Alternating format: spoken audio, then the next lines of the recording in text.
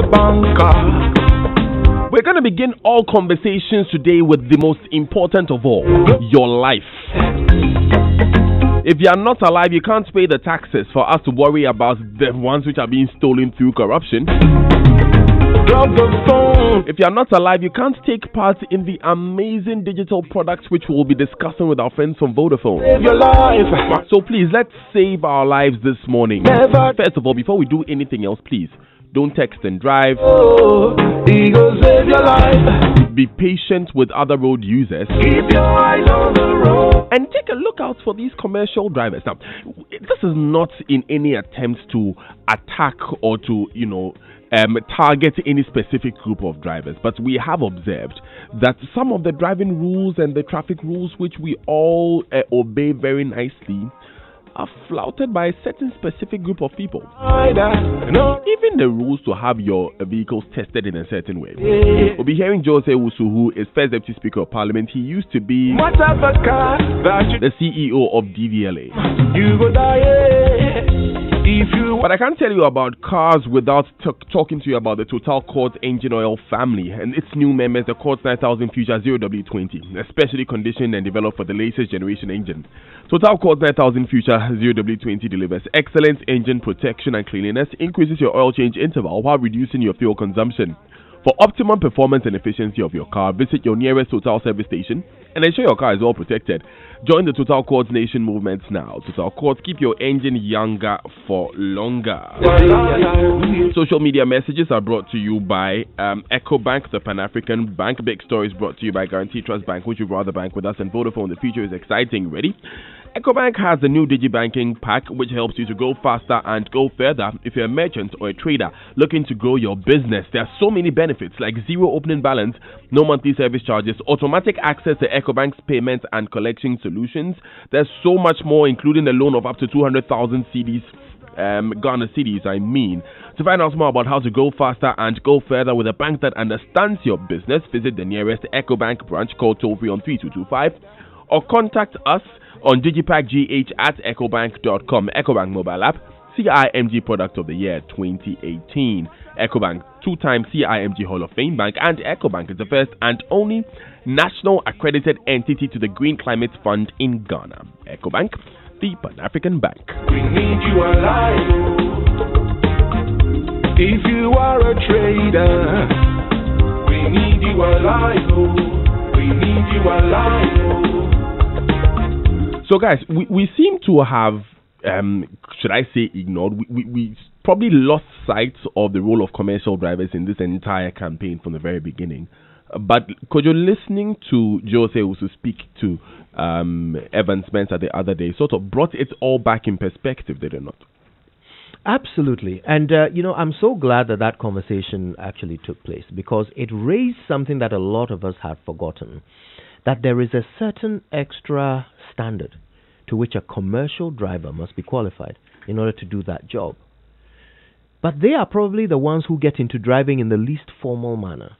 You're a mate one day, and then the next day you are practicing how to drive, and then the third day your driver doesn't come to work, and so you are driving, and then you are a throttle driver. It's as simple as that. Compare that to what happens in other parts of the world, and you'll be shocked. But we'll get into that in a moment. I think first, let's hear what Mr. Jose Wusu had to say about it. The driver testing system, the vehicle testing system, we brought in, particularly the vehicle testing system, equipment to ensure that where human failings were compromising safety, machines to take care of them. But are we ensuring that all vehicles do it? As we speak, commercial vehicles are not required to go on the machines because commercial drivers are organized and they can demonstrate against government. Governments are afraid. As I explained to you the other time, Ghana is one country where people demonstrate because they say, allow me to do the wrong thing. But otherwise, safety of you, the driver, and your passengers should be paramount. You should be happy that your vehicle will be put on a machine to warn you that your brake is worn out, that your steering system are developing defects, or that your body mass is tearing apart. It is for your safety. But hey, drivers up in arms commercial drivers. Up and out, we stop. And send them. We stop. Drivers. Okay, anyone? Daniel. Trotro drivers just get my blood boiling. They get my blood boiling. And I understand the importance and the role that trotro drivers play in our society. I know that there are millions of people who rely on them to get to their destination. It's affordable. It's reliable. I mean, we take it all the time. It's reliable? Yeah. It's reliable as in, you know that the trotro will always come. They come. That's the reliability. That's what I mean, the reliability. They have endured the times. But oh my God, Daniel. Circle, let's not go far. Let's start from Circle. Under the overhead. They have taken like 2 lanes. They have just taken 2 lanes. And you know what kills me? They just stop. They are going in the middle of the road, then they stop. Then the passengers are coming down, they are picking new passengers. And regardless of how much you blow your horn, they are not moved. You know, when I went to Medina Zongo, typical example, there is a bus stop. But they have decided that 10 meters to this bus stop is where it's convenient for us. Therefore, we will stop here, pick 2 lanes of the road. We have seen people die at this spot. We have seen people come out of our trotros and be hit by cars because there's another trotro park next to us, so they can't see oncoming vehicles. We have seen that, but we do not care. This is where we will park. Why? Because 10 years ago, this was a bus stop before the road was expanded. Now that it has expanded, we don't care. We are still going to park here. We are still going to cause traffic. We are still going to pick passengers here. You see, and the thing is, as I was watching them, I asked myself, who is to blame? The trotro driver or the passenger? Because if all the passengers went to stand at the bus stop and refused to board the trotros at the undesignated place, the trotro would be compelled to move. That's exactly where I was coming to, Enimwa. Because in the end, Kojo, we all have to be disciplined. We don't walk to zebra crossings. We don't use overhead footbridges, and we stop the trotro anywhere that we like. Now, you know, you're right about the fact that the passenger has a role to play here. But you know what? I can assure you, even if every passenger, by some magic, started to stand only at bus stops, there will be those who are already in the trotro who will still ask the driver to stop at undesignated places so they can get down. Yeah. So you see, the indiscipline, it's insidious. It's throughout our national psyche. But it is not a surprise. It's simply because as a human being, you will always do whatever you can get away with. Thank you. As long as it works to your benefit. Whatever you can get away with. So you live in this house. It is at this spot on the main road, dual carriageway. That is where you want to catch your trotro. Nobody will punish you for standing there and boarding a trotro. So of course you will. Have you seen that bypass when you're coming from Spintex Road and you're heading towards airport? Mm-hmm. You know that they have made an unofficial stop. Oh, just when you're coming from Spintex, you get to the mall, this Y junction. If you go straight, you're going to the mall. If you take a left, you're going towards airport. Thank you very much. There's actually an unofficial official stop for trotros so that they stop for people who are going to the mall.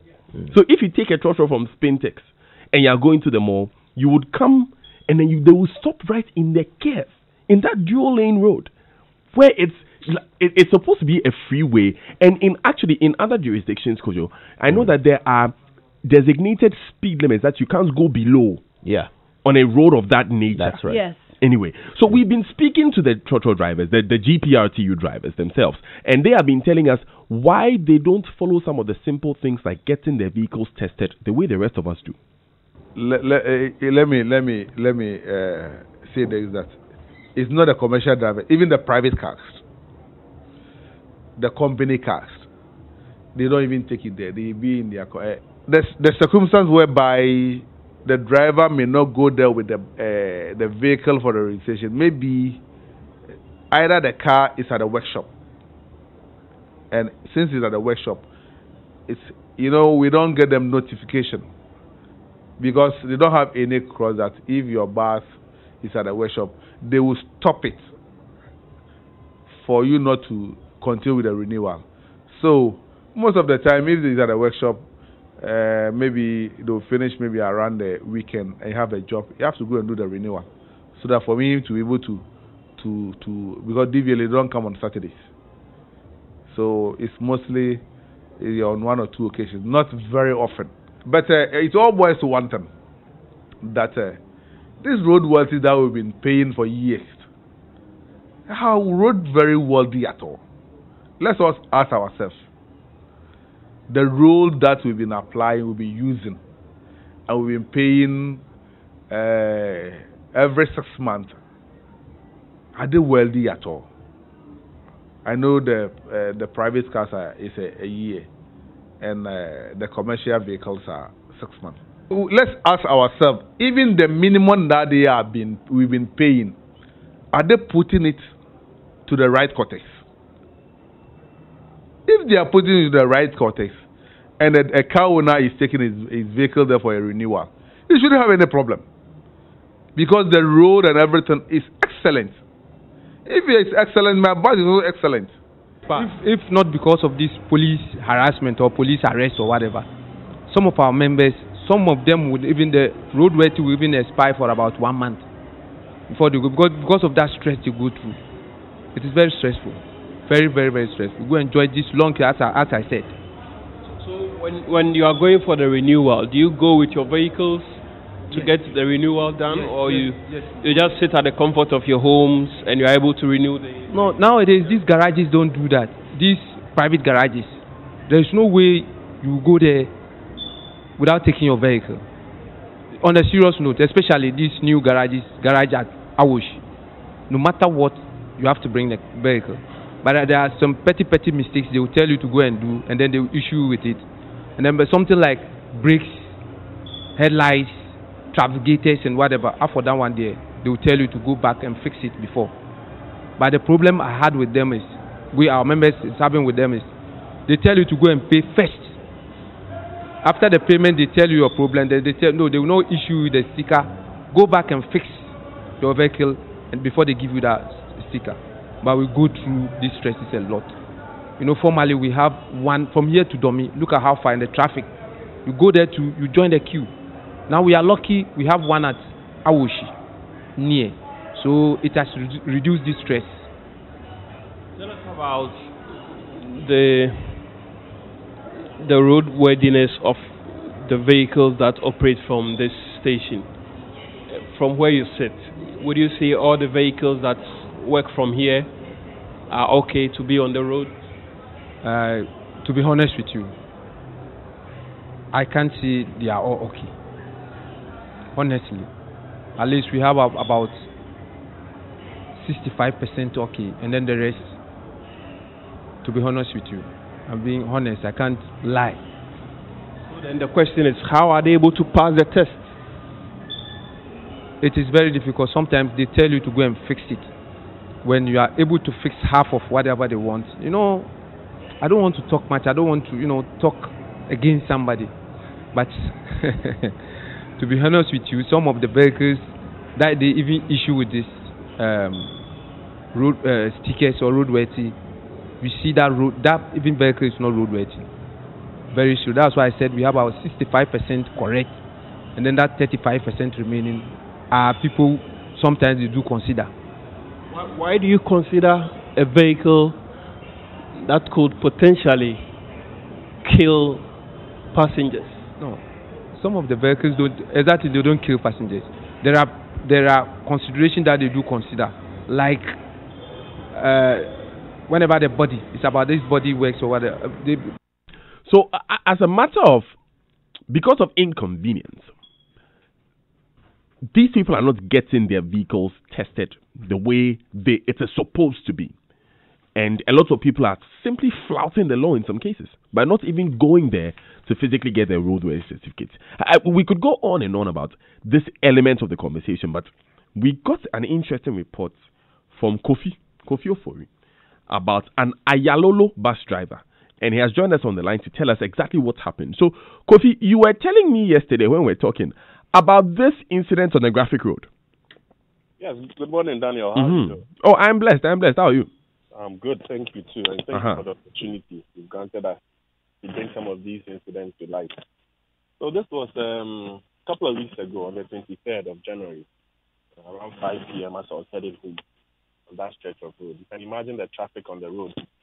And I was in the outer lane entering into the main route. If you can just visualize the ABL road heading towards Obechebi. There's an overpass, the Adabraka overpass. The Adabraka overpass, thank you. Exactly. So on the side of the road, there's a fat track, you know. So this Ayalolo bus is trying to move from the very last lane, the farthest lane, cut across and use the side track, so he doesn't have to use the overpass. If you can visualize what I'm talking about. So we're coming into the main stretch, and he's trying to bully his way through in front of us. And I motioned to him not to come in. Trying to use the size to bully. I just motioned to him, do not do that. So as I'm coming in, he just keeps nodding. Just as I entered into the main stretch, he veers his big bus and hit the back of my car. If you can imagine the back side where the passenger was getting towards the tail light. He veers his car. Just behind the back door. Just behind the back door. And this is an accident that happens in traffic.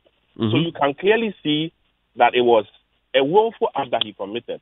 It wasn't as though we were both jostling for position and, the noses of our vehicles met. He willfully retaliated to my not giving him permission to cross me by hitting into the side of my car. And I was livid. I got out of the car, went in to talk to him, find out why would he even do that. And his reaction was he just wasn't interested. He just wasn't having it, But considering the amount of traffic behind us, considering the number of people in his van, in his car, I ultimately had to let him go. And like I was telling you yesterday, a loose cannon behind the wheels of a commercial vehicle is just a matter of time before it turns into a cemetery on wheels. It's about time we brought some of these things to light and the right actions were meted out to them. Kofi, thank you so much for sharing this with us. And yesterday you shared with us the number of this vehicle. Yes, GS5198-18. GS5198-18. And this is Ayalolo bus 17, you said? Number 117. Number 117, thank you. And so he just grazed the back and put a dent in your vehicle. Have you fixed it now? It's been dented up. I'm talking currently with my insurance, and they'll have that sorted out. Well, look, it's not even fixed it. Look, Kofi, thank you so much. Thank you so much for joining us this morning. And before I bring Kojo in on this one, there's unusual traffic at Elwak. On the Elwak Road. And I've also received a message about heading towards Flower Pot on that very road. When you use the new road going to Flower Pot, there's unusual traffic there. If you are heading in that direction, you might want to use an alternative. Also, the police MTTD, please, we would need you to go there. Superintendent Alex Obing and your able men, please go there and sort that situation out for us. Thank you very, very much.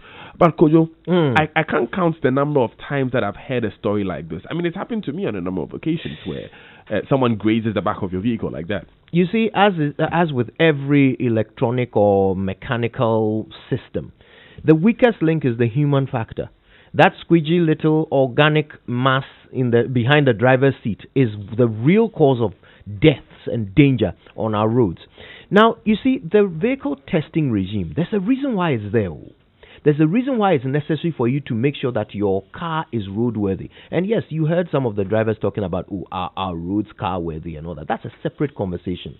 But if your car is roadworthy, then whether the road has potholes, whether it has asphalt or not, that car is worthy to be on it without causing danger to other motorists. Now, not far away in South Africa, there was a report recently that 80% of their vehicles were not roadworthy. So 80%, this was about 2 years ago. So they immediately established some protocols to make sure that they brought all of their vehicles up to scratch. So when you do a roadworthy test in South Africa, and this is very similar to Ghana, by the way, they will check the electrical systems, the mirrors, safety belts. Can you imagine? If only they were checking just safety belts in trotros, how many of them would pass a roadworthy test? Actually, some of the trotros don't even come with safety belts where they have remodeled them. Exactly. Yeah. So that's the point I'm making. What would the percentage of our cars be which have failed roadworthy tests if only safety belts were being checked? They will check your braking system, wheels, tires, suspension, undercarriage, steering, transmission, instrumentation, your engine, your exhaust. In the UK, they do an MOT test. MOT stands for Ministry of Transport, which is no longer a ministry, but the MOT test. And in the MOT test, they will also, in addition to all the ones I've mentioned, check your bonnet catch. And you can imagine why that's important. Yes. Right? Okay. They'll check your horn, your number plate, doors, seats, tow bars. I was in an accident once. I wasn't driving. My friend had just gone to pick up his car from a mechanic who, after doing some work in the dashboard, had forgotten to reconnect the horn. Oh, Jesus. So we're driving down the road and somebody just came out of nowhere. And he couldn't honk. And he pressed the center of his steering wheel several times. Nothing happened. No alert to the driver. And in the end, we crashed into him because we were just too close. Okay. Wow. So that's how important the horn is. It's too The important. horn. When you mentioned the catch for the bonnet, and we are going to see Soul Gabra in just a second. I remember that this girl told us about how she was driving on the motorway. You know the speeds that you're even allowed to drive on the motorway. You can be going 90, you can be going 100 on the motorway. Yeah. And all of a sudden, her bonnet flipped open. There you go. It's not a joke at all. Cecil Gabra is with us on the line. Good morning, Mr. Gabra. Thanks for joining us. Good morning, my brother. And good morning to your listeners. Kojo has painted quite the picture, but help us understand, Mr. Gabra, how important is it for vehicles to get tested like in the manner which commercial drivers are refusing now? I'm sorry, I didn't get the last bit of it. How important is it for these vehicles to be tested? Yes, by law itself, it is important for every vehicle to be tested because the vehicles that you see are made up of components. And as time goes on, there's wear and tear of all these components, and it must be replaced. One major one is, for example, the brake pads. Brake pads cannot last for even 6 months because of the material. So if your brake is failed, just imagine what will happen. So as time goes on, at least if you look at even the manufacturer's instructions, it says once in about six months, or if you go by the engineering regulations, it says that every 3 months is equivalent to 5,000 kilometers. So you need to change some of these things. But unfortunately, I'm just using one component, which is the brake, as an example. Right now, apart from the brake, every part of the vehicle is important and it needs to go through testing. Now, as human beings as we are, I mean, you and I will feel, oh, okay, my vehicle is okay, so it must continue. I've been to the workshop. But by law, by the LI 2180, it says that every vehicle, if it is commercial, once in 6 months, it should go for testing. If it's a normal vehicle, a private vehicle that you and I will be using once a year, it must go through this vehicle testing.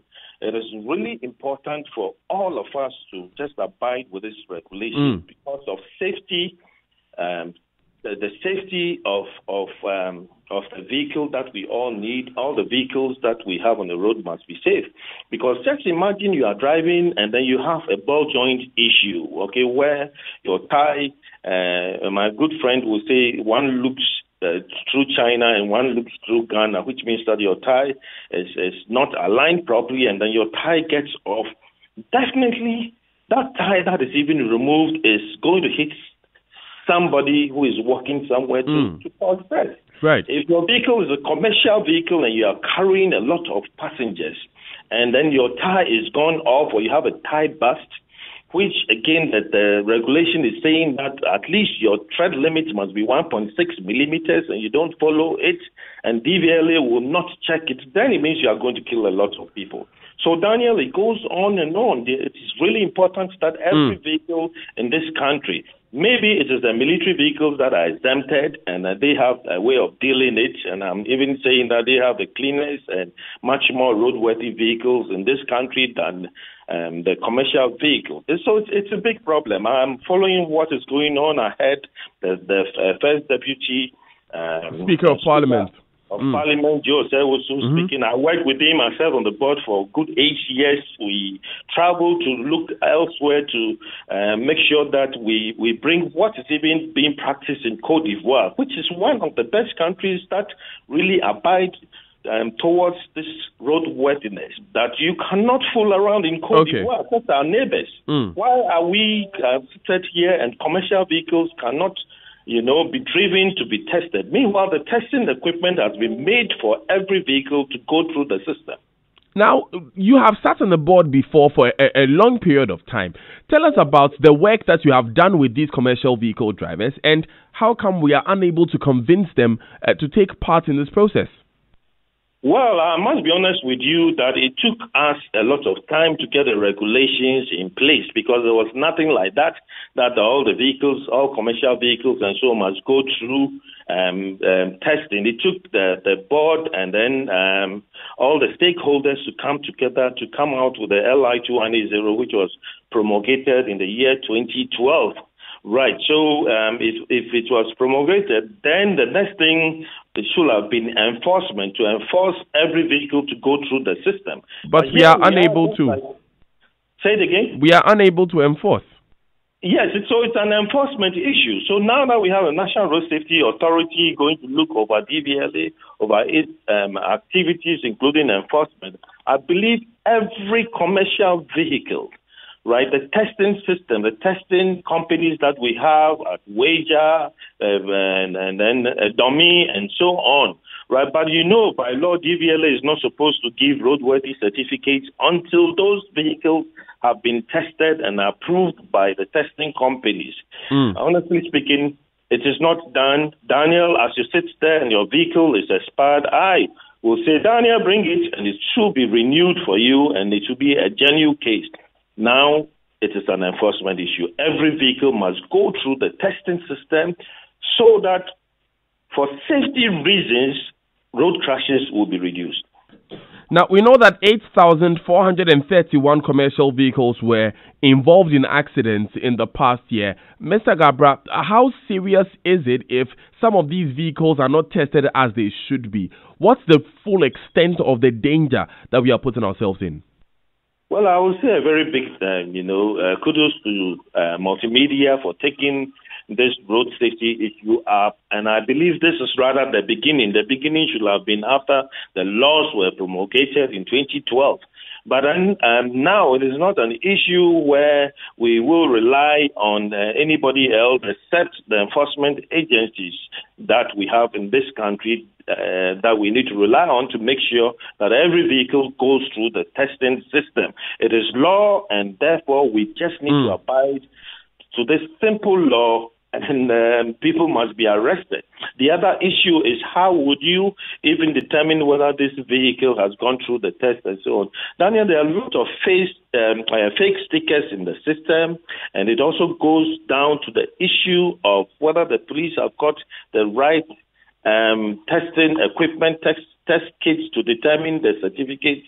And so until that is done, I'm sorry, road crashes will still continue because vehicles, especially the commercial vehicles that we have, are not going through the test. And a typical example is the bus accident that occurred, right? If you look at the tires of the vehicle that I saw later on, you would notice that they don't even conform. Tires do expire. Tires have manufacturing dates. Every car tire that you see have a period of 6 years that you must use. Tread limits must be 1.6 millimeters, and so on and so forth. And if those vehicles are not going through any test, then deaths will continue to occur. We haven't seen anything yet. Enforcement must be applied as soon as possible. Cecil Gabra, thank you so much. He's a road safety expert. If you are a teacher, we need you alive. Take it easy. We need you alive. Take it slow now. If you are a doctor, we need all of you alive. No hurry. We need you alive. No worries. If you are a nurse, we need you alive. Take it those words that he ended with were so chilling that if we don't do something, Kojo, we'll keep seeing these accidents and deaths. Absolutely. And let's be clear. In Ghana, so many of our commercial vehicles, trotros and the like, are not roadworthy. But they're on the roads. We're jumping into them, jumping out of them at the wrong place, sometimes, as Inimwa pointed out. But we also have the MTTD, a fully functional division of the police. How many trotros do they take off the road for being unroadworthy every day? How many of them? How many? Do we have any statistics of this? In fact, why are people able to operate trotros that are not roadworthy? Why is it possible? Why is it possible? Now, when you stop a trotro and the windshield wiper, there's only one windshield wiper. How can that trotro in any way, shape or form be roadworthy? So why do we let it pass? Why do police officers who have mounted stops and barriers all over the city, why do they let these cars pass to go and kill someone? Do you know what happens when it starts to rain heavily and you don't have a windshield wiper, or you have a poorly functioning windshield wiper? Even when it's just worn a little bit, so it's not really gaining traction on the glass. Yeah. And you can't sweep away the water. It actually makes it worse. Do you realize how dangerous that is? Kojo. Anyway, thank you so much, bro, for staying here through this. Kojo is still sticking around, and we have a lot more coming up here on your Super Morning Show. If I'm out